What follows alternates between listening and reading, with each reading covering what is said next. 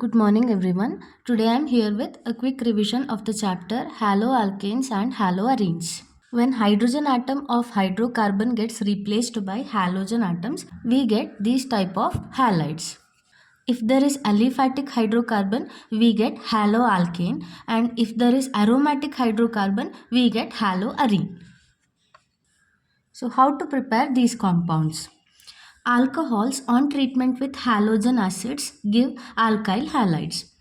The reactivity order of the alcohols is like this: tertiary greater than secondary greater than primary.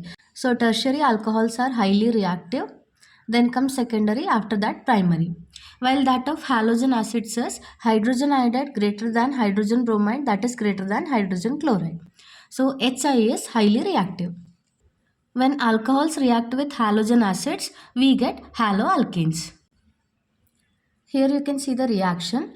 ROH, that is alcohol, reacts with hydrochloric acid in the presence of zinc chloride, giving alkyl chloride plus water. Similarly, phosphorus pentachloride, that is PCl5, and phosphorus trihalides like PCl3, PBr3 or PI3, or even phosphorus plus bromine or phosphorus plus iodine react with alcohols to form corresponding alkyl halides.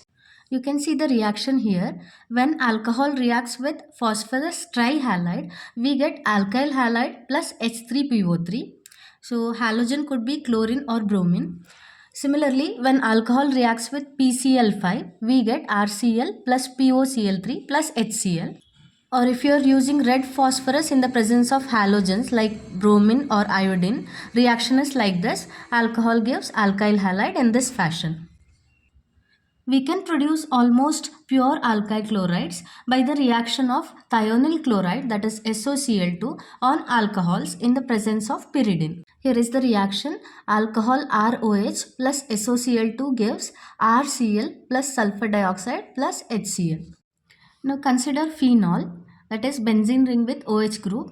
Due to resonance, the carbon-oxygen bond in phenols has some double bond character and hence is much stronger than carbon-oxygen bond in normal alcohols, and consequently it cannot be easily broken.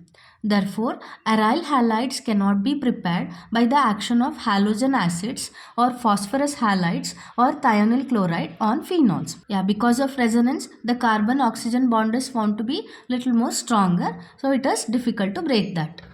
You can also prepare alkyl halides by addition of halogen acids to alkenes.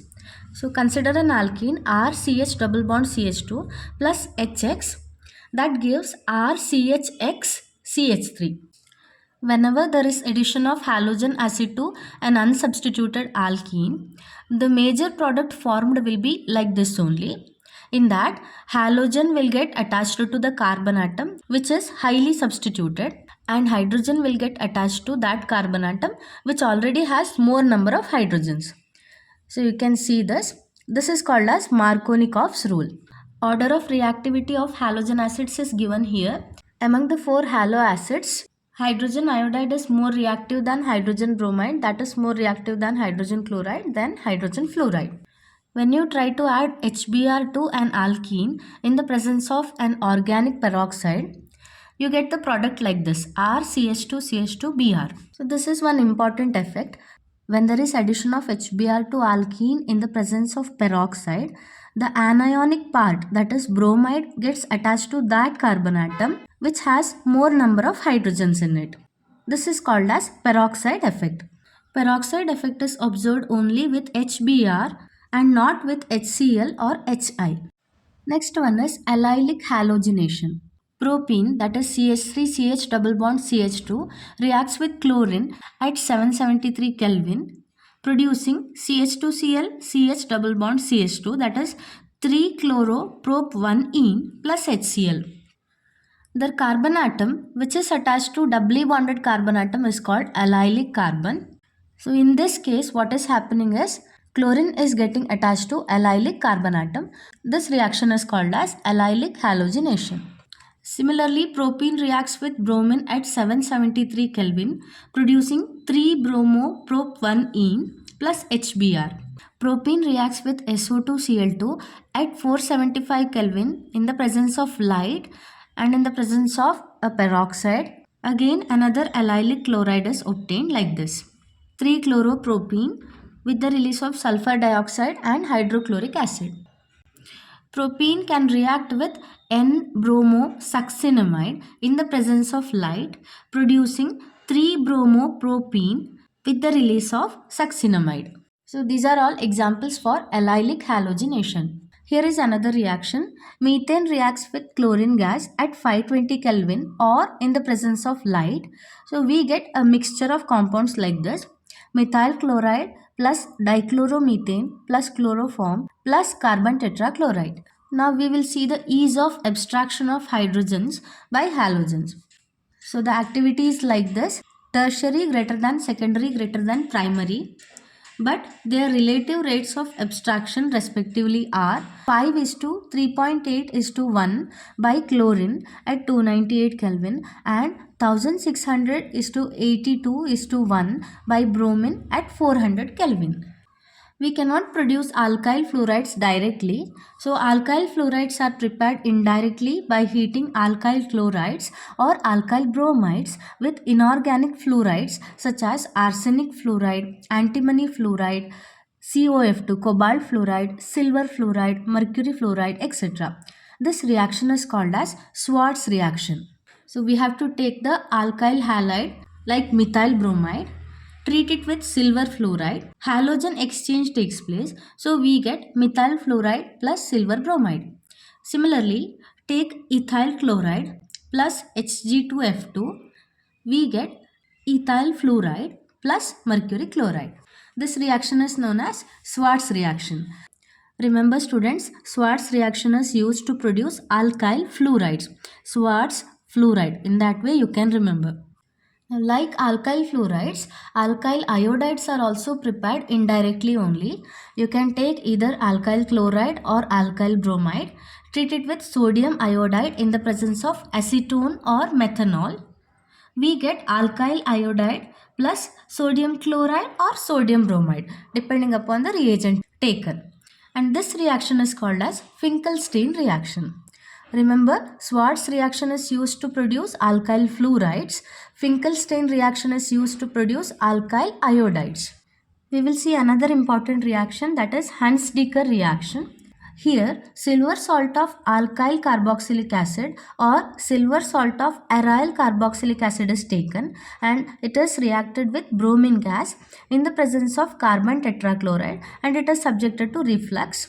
We get alkyl bromide or aryl bromide depending upon the initial reagent taken with the loss of carbon dioxide gas plus silver bromide.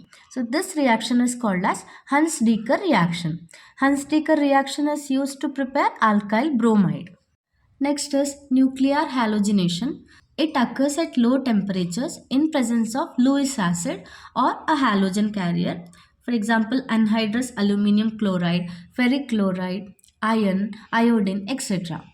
Thus, benzene plus chlorine in the presence of anhydrous aluminum chloride, we get chlorobenzene plus HCl. Similarly, benzene plus bromine in the presence of anhydrous ferric bromide, we get bromobenzene plus HBr.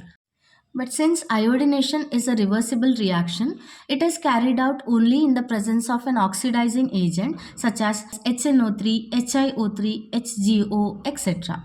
So benzene plus iodine in the presence of nitric acid gives iodobenzene plus Hi. Side chain halogenation. If you have an alkyl group attached to benzene ring, how does halogenation takes place? So it occurs at high temperatures in the presence of light and in the absence of halogen carriers. So take toluene, that is C6H5CH3, in the presence of chlorine at 383 Kelvin and in the presence of light we get C6H5CH2Cl. This is called as benzyl chloride. Then again the reaction continues. Chlorine 383 Kelvin, H nu, one more hydrogen is replaced by another chlorine. So we get C6H5CHCl2. This is called benzyl dichloride. Again the reaction continues. Finally we get C6H5CCl3. All the three hydrogens of the methyl group are replaced by chlorine. So we get benzo trichloride. This is side chain halogenation. During side chain halogenation, the benzylic hydrogen is preferentially substituted. That means the hydrogen which is attached to carbon that is attached to phenyl group is getting substituted. So take ethyl benzene, that is C6H5CH2CH3. So this carbon which is attached to benzene ring is called benzylic carbon.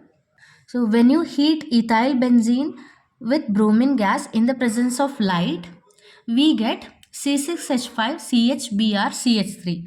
So benzylic hydrogen is replaced by 1 bromine. This is 1 bromo 1 phenyl ethane.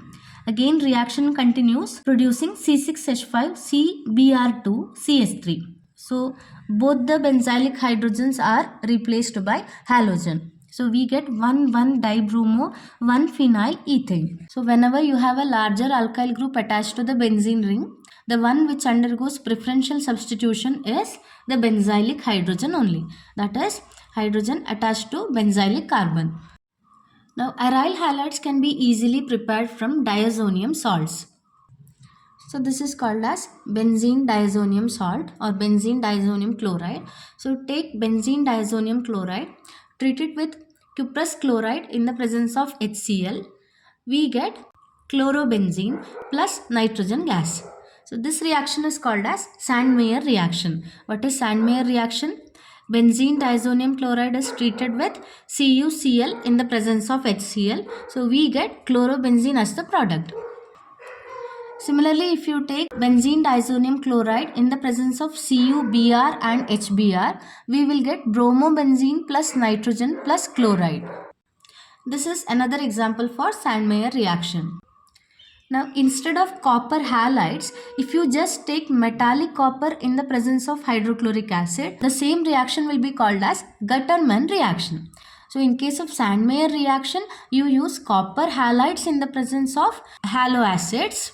Whereas for Gutterman reaction, benzene diazonium chloride is treated with metallic copper in the presence of HCl and we get the aryl halide.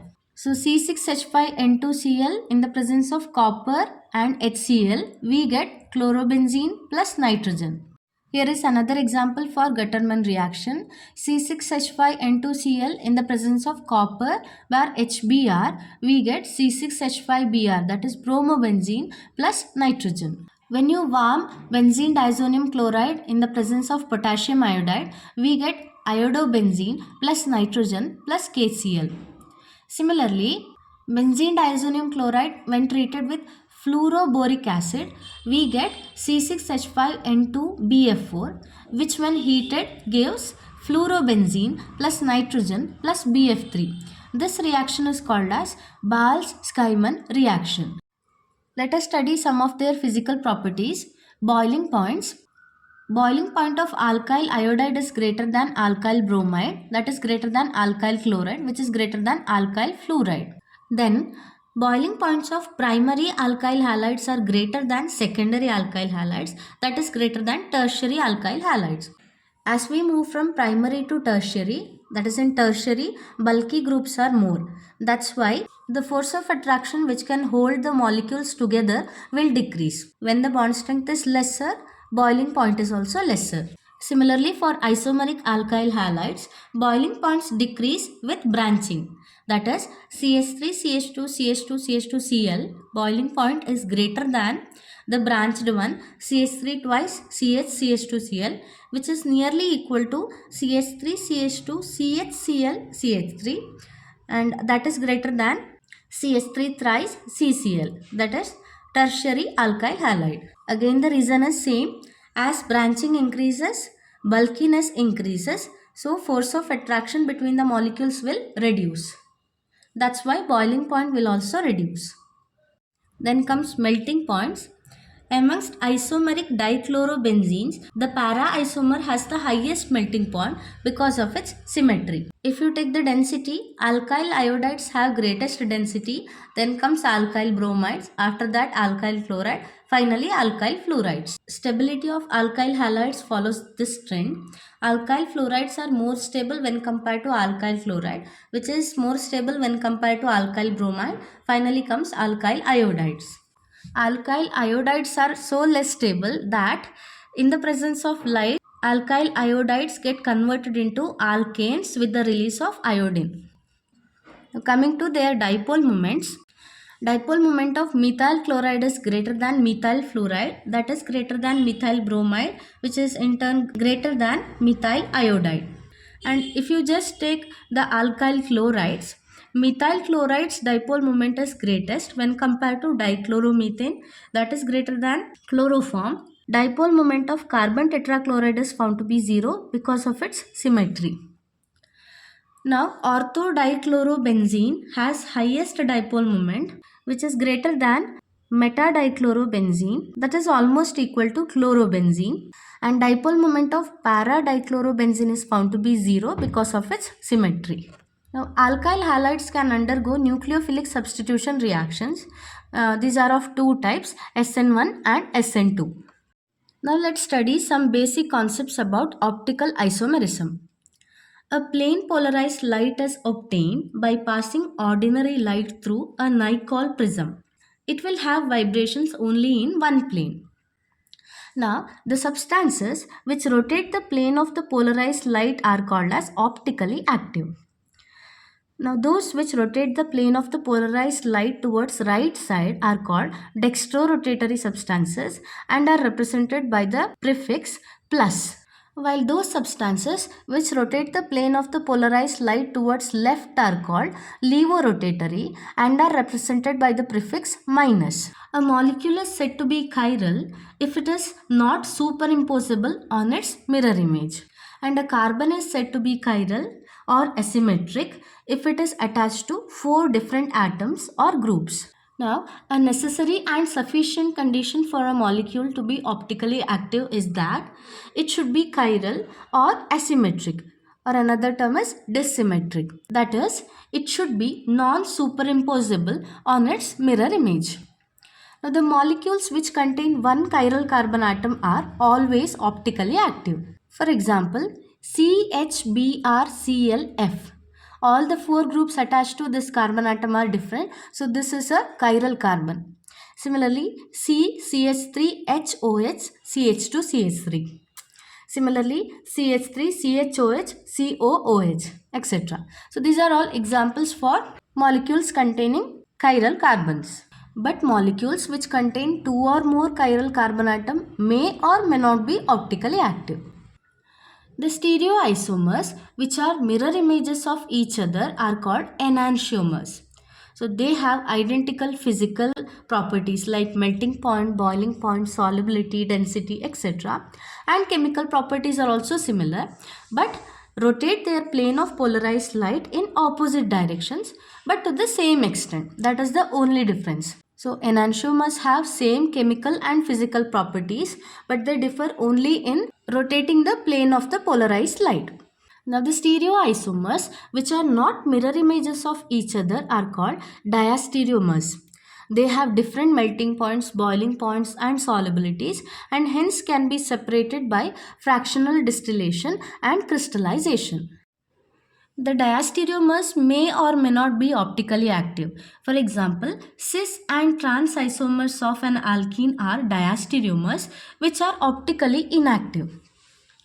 If a molecule has n different chiral carbon atoms, the number of optical isomers possible for that molecule would be 2 to the power n.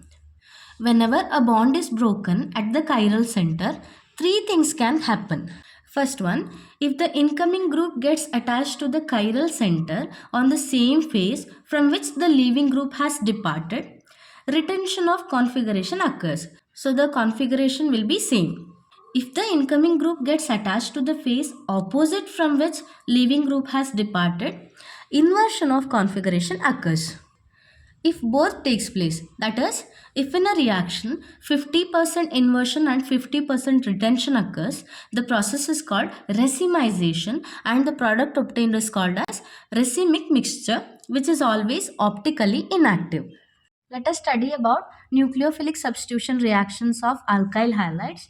As I explained earlier, we have two types, SN1 and SN2. So let's see what is meant by SN1 reaction. It is unimolecular nucleophilic substitution reaction. Here, rate of the reaction is directly proportional to concentration of alkyl halide only, and it occurs in two steps involving a carbocation intermediate. And SN1 reactions are favored by polar solvents and low concentration of nucleophiles. The order of reactivity of alkyl halides is tertiary greater than secondary greater than primary.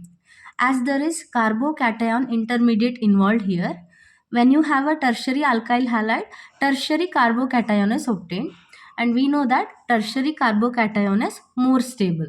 During SN1 reactions, optically active alkyl halides give racemic products. Here is an example for SN1 reaction. We have tertiary butyl bromide.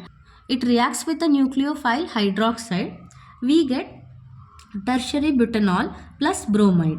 Now it occurs in two steps. In the first step, the tertiary butyl bromide undergoes dissociation, producing a carbocation. This tertiary carbocation is very stable. Reason is methyl groups are attached to it. They show positive inductive effect that stabilizes the positive charge on the carbon atom. In the second step, hydroxide ion attacks the carbocation, producing tertiary butyl alcohol. Let's learn about SN2 reactions. That means bimolecular nucleophilic substitution reaction. Here, rate of the reaction is directly proportional to concentration of alkyl halide and concentration of the nucleophile. That is why this is known as SN2 reaction. It occurs in one step through a transition state, and SN2 reactions are favored by solvents of low polarity and high concentration of nucleophiles. It occurs from backside, resulting in inversion of configuration. So the nucleophile attacks from backside. That's why we can see inversion of configuration of the molecule, which is called as Walden inversion. This optically active alkyl halides give optically active substitution products. The order of reactivity of alkyl halides towards SN2 reaction is like this: primary greater than secondary greater than tertiary. The reactivity of alkyl halides in SN1 and SN2 reactions can be given like this. Alkyl iodides are more reactive than alkyl bromides, then alkyl chlorides, finally alkyl fluorides. And nucleophilicity of halide ion, that is nucleus loving nature of halide ion, is iodide greater than bromide, that is greater than chloride, that is greater than fluoride. So the largest ion shows highest nucleophilicity. On hydrolysis with aqueous KOH or silver oxide in boiling water, alkyl halides give alcohols. Here is the reaction. Haloalkane reacts with potassium hydroxide at high temperature, producing alcohol plus potassium halide. Similarly, methyl iodide reacts with moist silver oxide, that is AgOH. When you heat it, you get methanol plus AgI. But on heating with an alcoholic solution of KOH, alkyl halides undergo dehydrohalogenation to produce alkenes. So only in the presence of aqueous KOH, alkyl halides undergo hydrolysis to produce alcohol.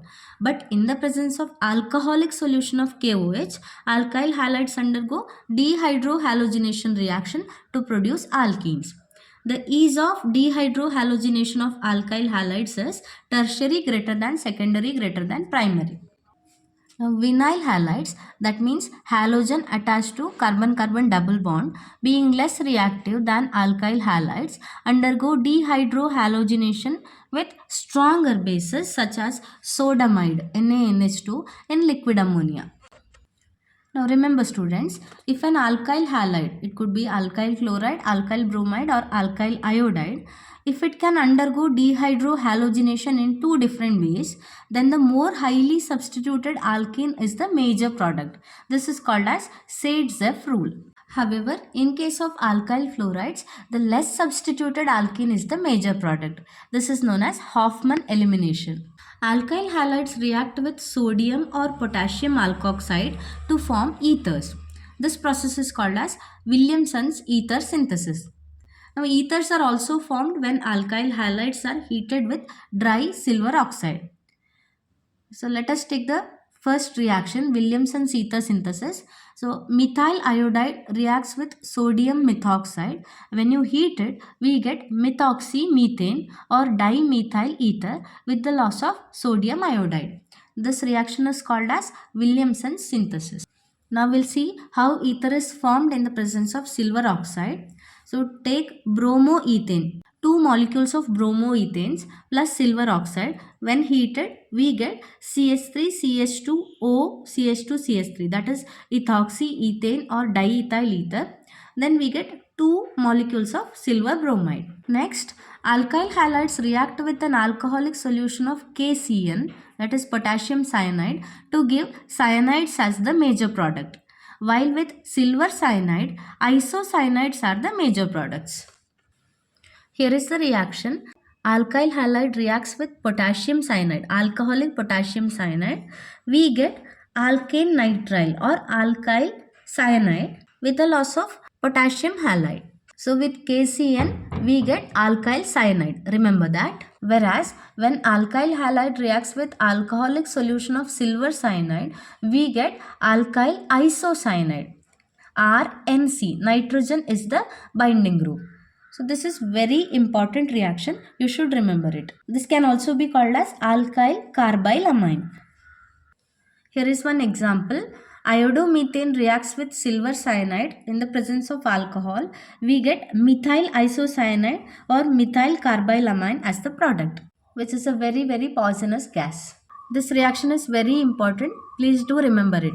So with alcoholic potassium cyanide, we get alkyl cyanides. With alcoholic silver cyanide, we get alkyl isocyanides. Very important.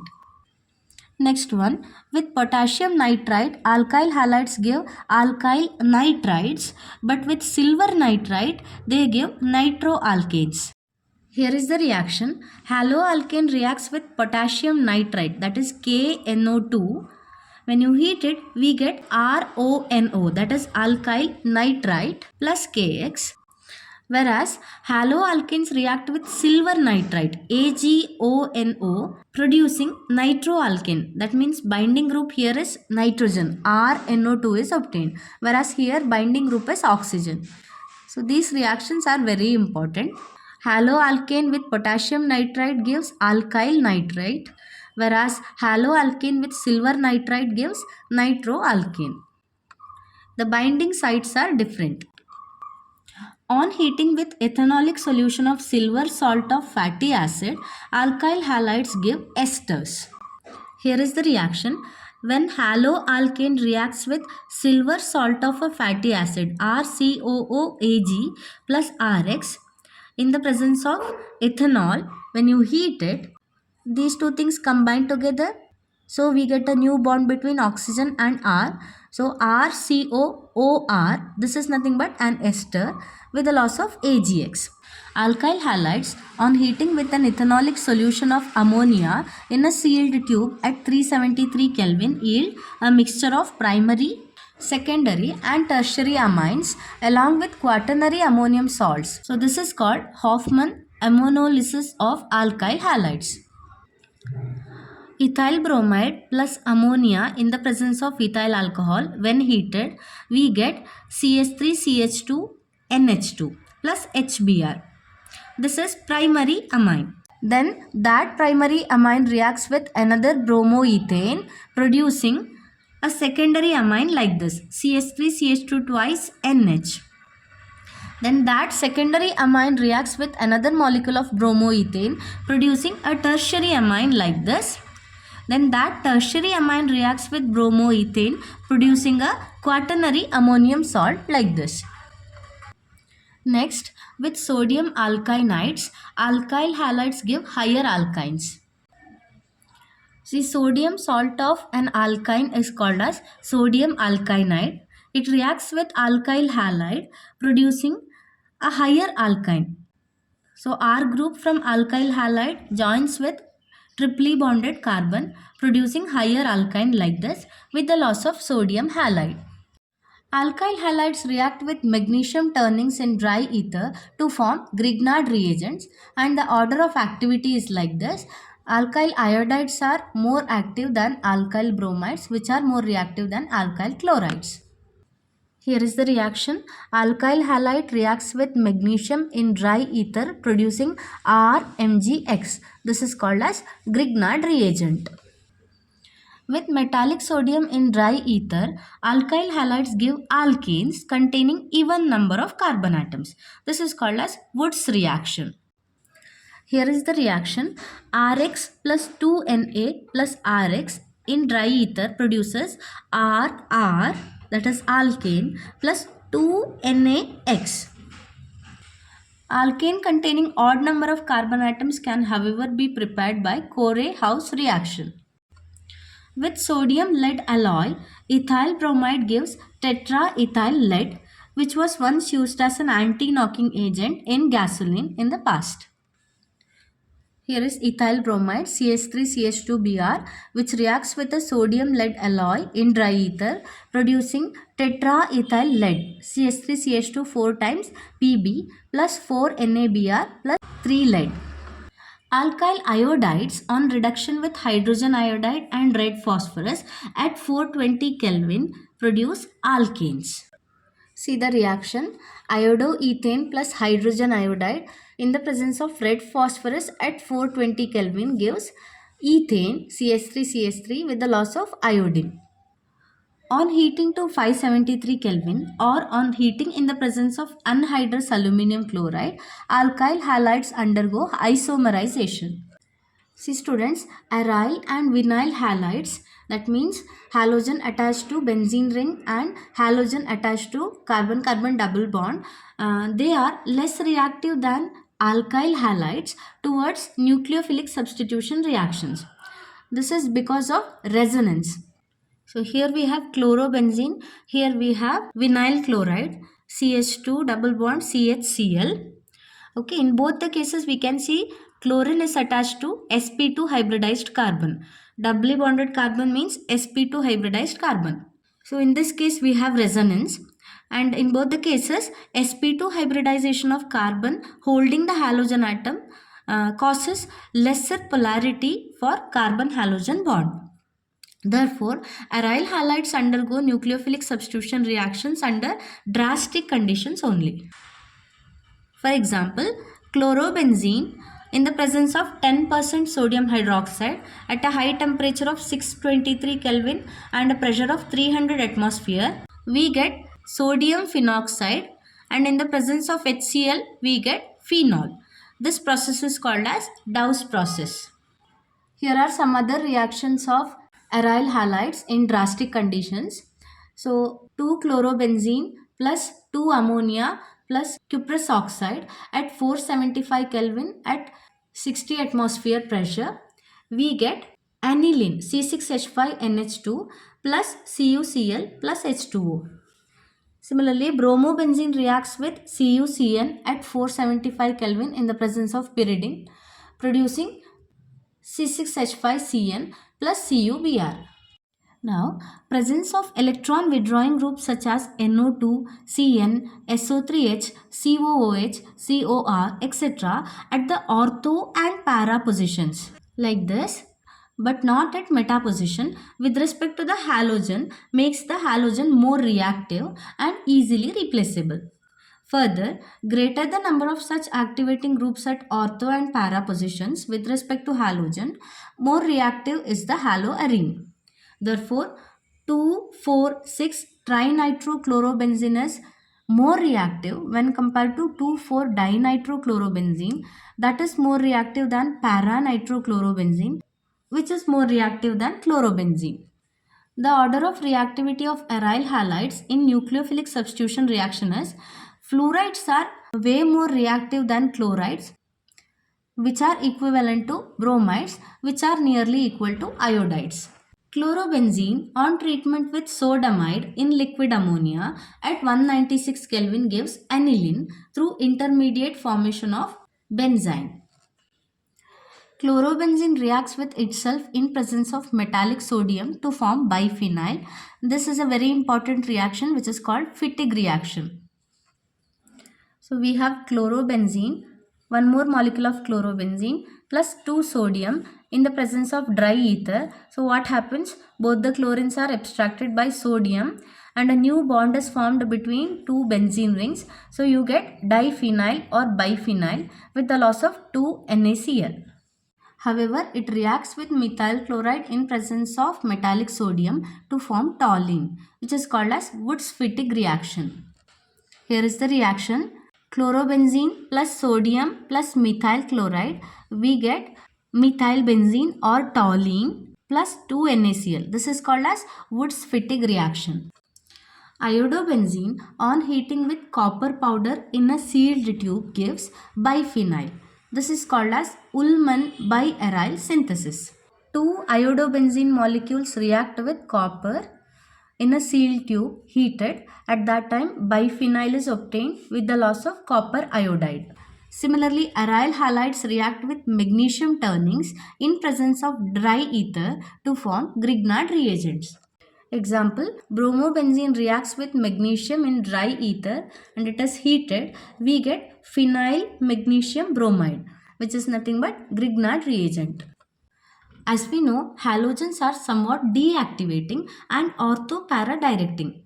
Therefore, haloarenes undergo usual electrophilic substitution reactions such as halogenation, nitration, sulfonation and Friedel-Crafts reactions little less readily than benzene and give a mixture of ortho and para products in which para isomer usually predominates. We will study some commercially important alkyl halides. First one is dichloromethane CH2Cl2. It is widely used as a solvent in drug industry and also as a solvent for paint removal. Then we have chloroform or CHCl3. This, on exposure to air and sunlight, undergoes slow oxidation to form highly poisonous gas which is called as phosgene gas COCl2. So, to keep chloroform pure for use as an anesthetic agent, it is always stored in brown bottles to cut off light. The bottles are filled to brim to exclude any air and 0.6 to 1% alcohol is added which destroys traces of phosgene that may be formed on storage. Phosgene combines with alcohol to form non-toxic diethyl carbonate.